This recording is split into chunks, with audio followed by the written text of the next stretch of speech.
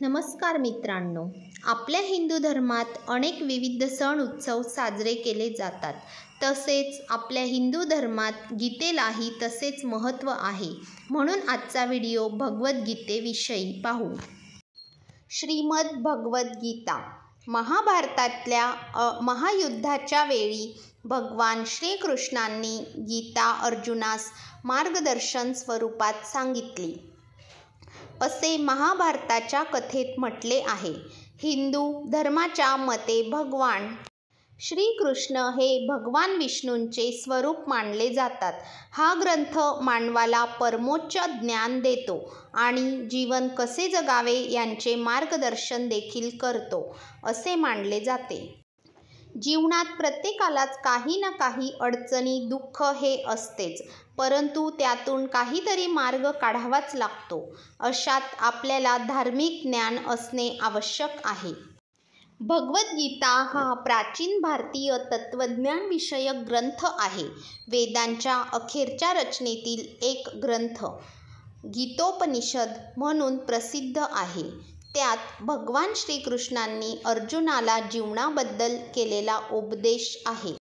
5000 वर्षांपूर्वी 25 डिसेंबर ह्या दिवशी श्रीकृष्णाने अर्जुनाला गीता सांगितली. यात एकूण 18 अध्याय व 700 श्लोक आहेत. भारतीय या ग्रंथाला पवित्र धर्मग्रंथ समजतात. त्यामुळे न्यायालयात गीतेवर हात ठेवून शपथ घेण्याची प्रथा पडली आहे. गीताई हे आचार्य विनोबा भावे यांनी केलेले गीतेचे मराठीत केलेले ओवीबद्ध भाषांतर आहे. भगवद्गीता हा हिंदुस्थानातला अतिशय महत्त्वाचा व मानवी इतिहासातल्या ग्रंथांपैकी अतिशय तत्त्वज्ञानावर आधारलेला महत्त्वाचा संदर्भ ग्रंथ आहे. हा ग्रंथ संस्कृत भाषेत काव्यस्वरूपात लिहिलेला आहे.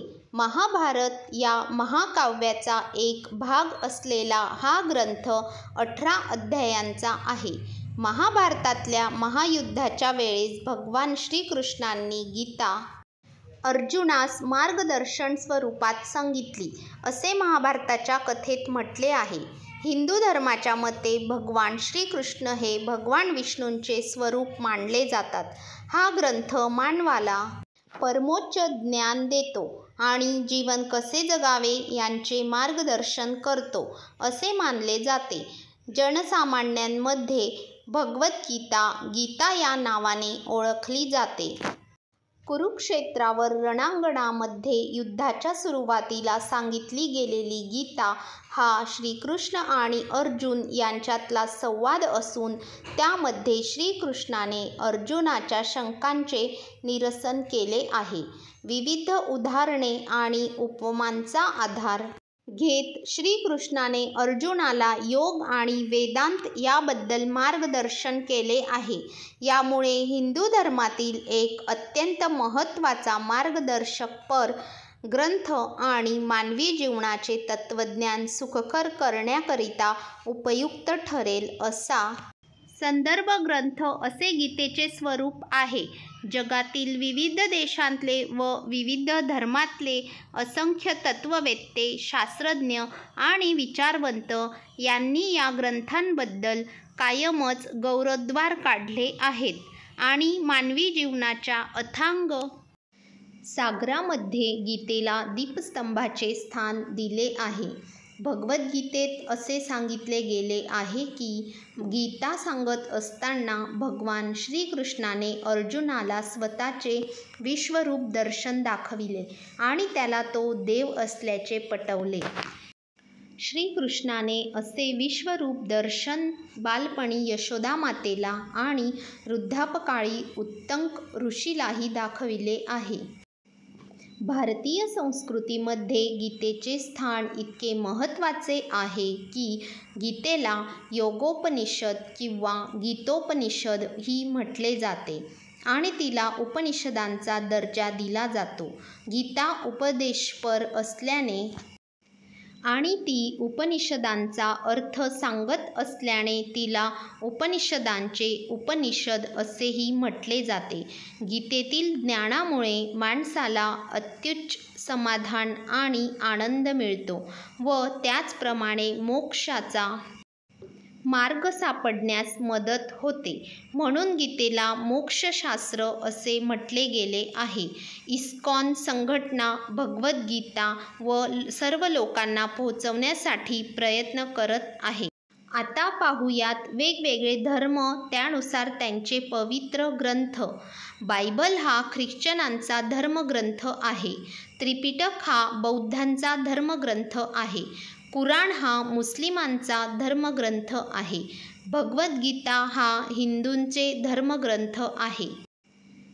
गुरु ग्रंथ साहिब हा शीखांचे धर्मग्रंथ आहे. झेंड अवेस्ता हा पारशी लोकांचा धर्मग्रंथ आहे. जुना करार हा यहुदींचा धर्मग्रंथ आहे. हिंदू धर्म हा एक प्राचीन धर्म आहे ज्यामध्ये शैव, वैष्णव, शक्ती इतर संप्रदाय आहेत. प्रत्येक परंपरेत सांख्य, न्याय, योग, वेदांत आणि हिंदू तत्त्वज्ञानाच्या इतर शाळांमधील कल्पनांच्या समक्रमणावर आधारित उपशैलीसह हिंदू ग्रंथांची एक लांबलचक यादी आहे. यापैकी काही श्रुती म्हटल्या जाणाऱ्या हिंदू धर्माचे मुख्य धर्मग्रंथ मानले जातात. परंतु श्रुतीच्या पलीकडे धर्मग्रंथांची यादी विद्वानांनुसार बदलते. अनेक याद्यांमध्ये फक्त वेद, मुख्य उपनिषद, आगमा आणि भगवद्गीता यांचा समावेश हिंदूंनी मोठ्या प्रमाणावर स्वीकारलेला धर्मग्रंथ म्हणून केला आहे. गुडॉलने भागवत पुराण आणि याज्ञवल्क्य स्मृती यांसारखे प्रादेशिक ग्रंथ यादीत समाविष्ट केले. श्रुतींच्या पलीकडे हिंदू ग्रंथांमध्ये स्मृती, शास्त्रे, सूत्रे, तंत्रे, पुराणे, इतिहास, स्तोत्रे, सुभाषिते आणि इतरांचा समावेश आहे. यांतील बहुतेक ग्रंथ संस्कृत आणि जुने तमिळ आणि नंतर इतर भारतीय भाषांमध्येही अस्तित्वात आहेत. आधुनिक काळात बहुतेक इतर भारतीय भाषांमध्ये आणि काही पाश्चात्य भाषांमध्ये अनुवादित झाले आहेत. या यादीमध्ये हिंदू धर्मग्रंथांसह प्रमुख हिंदू ग्रंथांचा समावेश आहे.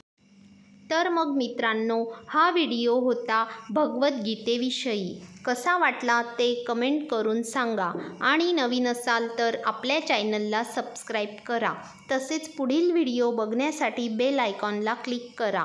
धन्यवाद.